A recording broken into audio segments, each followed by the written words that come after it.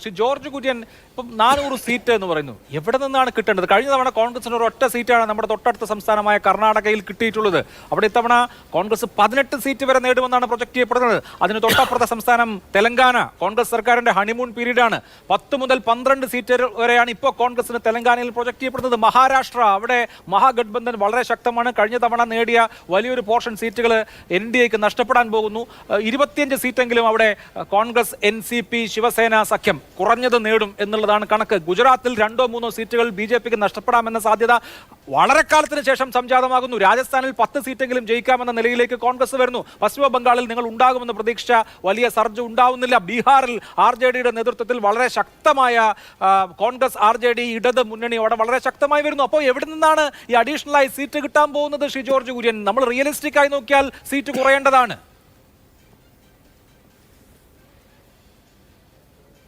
അല്ല അഭിലാഷേ, 75 സീറ്റിൽ കൊണ്ട് എത്തിക്കണം. കാരണം ഞാൻ പറയാം അതിൻ്റെ കാരണം. ഈ 400ലേക്കുള്ള കാര്യമൊക്കെ കുറച്ച് സമയം തന്നെ ഞാൻ പറയാം.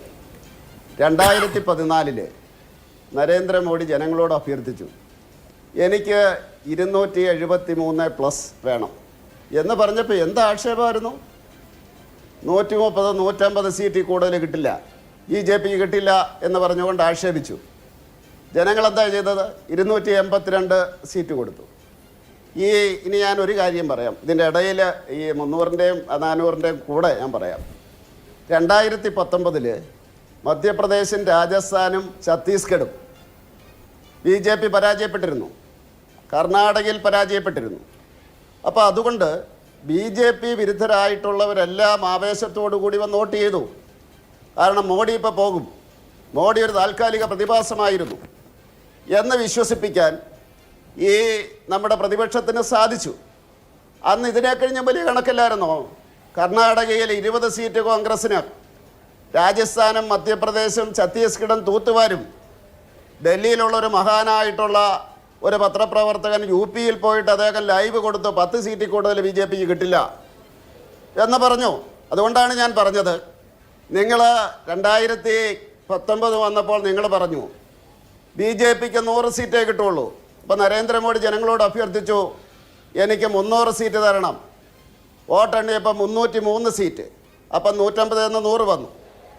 ഇപ്രാവശ്യം നരേന്ദ്രമോദി ജനങ്ങളോട് അഭ്യർത്ഥിക്കുന്നു, BJPക്ക് 370 സീറ്റും, അത് വൈകാരികമാണ് ആ സംഖ്യ, 400 സീറ്റും വേണമെന്ന് പറയുന്നു.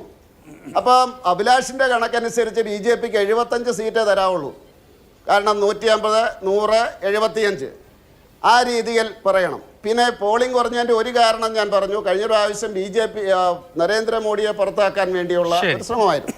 തെലങ്കാന. അഭിലാഷ്, ഇന്ത്യൻ രാഷ്ട്രീയത്തിൽ ഒരു കാര്യം വ്യക്തമാണ്, കോൺഗ്രസും BJPയും തമ്മിൽ ഏറ്റുമുട്ടിയാൽ അവിടെ BJP ആയിരിക്കും ജയിക്കുന്നത്. ഈ അടുത്ത കാലഘട്ടത്തിൽ കണ്ടതാണ്. ആ പ്രാദേശിക കക്ഷികൾ ഇല്ലാതായിട്ട് ഈ 2 കക്ഷികളും തമ്മിൽ മത്സരിച്ചാൽ തെലങ്കാനയിൽ തീർച്ചയായിട്ടും കൂടും. നിർത്തരുതേ. ശ്രീനഗറിലെ കാര്യം, അവിടെ വികസനമുണ്ട്, അതുകൊണ്ട് ജനങ്ങൾക്ക് വിശ്വാസമുണ്ട്, അതുകൊണ്ടാണ് ജനങ്ങൾ വരുന്നത്. ഇനി കോൺഗ്രസിൻ്റെ ഒരു കാര്യം ചോദിക്കട്ടെ. ഇങ്ങോട്ട് ചോദിച്ചല്ലോ, ഞാനിന്ന് ചോദിക്കുകയാണ്. 2019 കോൺഗ്രസ്സിന് എവിടെ നിന്നൊക്കെയാണ് കിട്ടിയത്? 50, കേരളത്തിൽ നിന്ന് 16. അതിനെപ്പറ്റി ഞാൻ പറയുന്നില്ല, കേരളത്തിലെ ജനങ്ങൾക്ക് വിട്ടുകൊടുക്കും. പഞ്ചാബിൽ നിന്ന് 8. കേജ്രിവാൾ ഇറങ്ങിയത് കൊണ്ട് അവിടെ 8ൽ 1 സീറ്റ് പോലും കിട്ടുമോ? അവർ തമ്മിലാണ് മത്സരം. ഇന്ത്യ മുന്നണി, കോൺഗ്രസും അതുപോലെ തന്നെ ഈ നമ്മുടെ ആം ആദ്മി പാർട്ടിയും തമ്മിൽ. 8 പോകും എന്ന് പറഞ്ഞാൽ അഭിലാഷ് പറയും 10 കിട്ടുമെന്ന് പറയും. അതുകൊണ്ട് ഞാൻ പറയുന്നില്ല, അഭിലാഷിനെ പേടിയാണ്. അതുപോലെ തമിഴ്നാട്ടിൽ 8 കിട്ടി. ഇനി ആ സ്റ്റാലിൻ്റെ തോളിൽ കയറുന്നതുകൊണ്ടാണ് കിട്ടുന്നത്. പിന്നെ ഈ മഹാരാഷ്ട്രയൊക്കെ നിങ്ങൾ പറഞ്ഞില്ലേ, ശരി, അത് തൂത്തുവാരും. പണ്ട് 19 നിങ്ങൾ പറഞ്ഞതിന് ഒരു ബേസ് ഉണ്ടായിരുന്നു. പിന്നെ UPയിലെ കാര്യം ഞാൻ പറയാം. അഭിലാഷെ, നിങ്ങളെടുത്ത് നോക്കിക്കോ, അവിടെ സമാജ്വാദി പാർട്ടി ഒറ്റയ്ക്ക് മത്സരിച്ചാൽ BJP ഭയപ്പെടണം. 2012 അവർ ഒറ്റയ്ക്ക് മത്സരിച്ചു, അവർ അധികാരത്തിൽ വന്നു. 2014 അതുപോലെ തന്നെ 2017 2019 എല്ലാവരും കൂടെ മത്സരിച്ചു, ദയനീയമായി പരാജയപ്പെട്ടു. 2022 അവർ ഒറ്റയ്ക്ക് മത്സരിച്ചു, ഭേദപ്പെട്ട റിസൾട്ടായിരുന്നു. അതുകൊണ്ട് SP ക്ക് മനസ്സിലായിരിക്കുന്നു ദുർബലമായിട്ട് ആയിരിക്കുന്നുവെന്ന്. കൂടെ മായാവതിയെ കിട്ടിയില്ല. മായാവതി ഒറ്റയ്ക്കാണ് മത്സരിക്കുന്നത്, സൂക്ഷിക്കണം.